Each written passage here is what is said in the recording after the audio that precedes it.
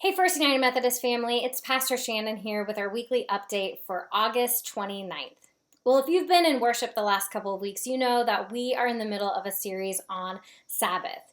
Sabbath is not something that we talk a lot about, but Sabbath is something I think we could all use more of in our life. We could all use more time for rest. I'm at home now, but earlier today, my husband Randy sent me this picture of our dog. I'm going to put it up here on the screen. And I saw this picture of our dog Jack. We affectionately call him Jack Jack. And I thought to myself, this is just the perfect picture of Sabbath rest. Our dog didn't do anything to earn or deserve that nap. He is not a working dog. He was not out in the fields herding sheep or cattle. He may have barked at the mail person today, but he is a lazy, lazy dog. But yet he is able just to sleep and relax so contentedly there in that chair. And again, I just thought this was a beautiful picture of what God is offering us. We don't have to do anything to earn or deserve Sabbath rest. This is God's free gift to us. So we're going to talk a little bit more about what that looks like this Sunday, September 3rd. It's also Communion Sunday, so I hope that you'll be able to join us. Now, in this series, there's a couple of books you may have heard me referencing, and I always like to share what resources I'm using with you in case there's something you would like to learn more about.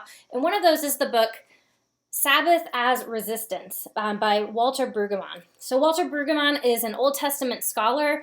I read this book probably maybe 5 or 6 years ago, and it was really impactful for me. And I think you might get a lot out of it. It even has some discussion questions at the end if that's something you want to think about more on your own.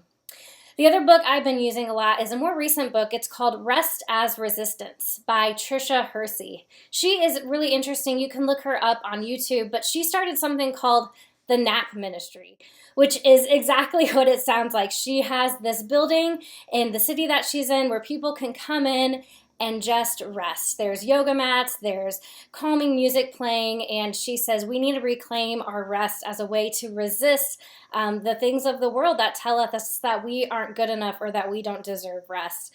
So her book is fantastic. I've been reading through it myself, and I'll put a link to both of those books below.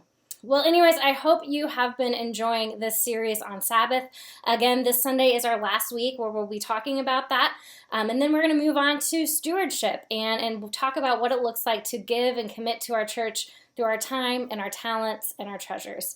I hope you all have a great week, and I'll see you Sunday.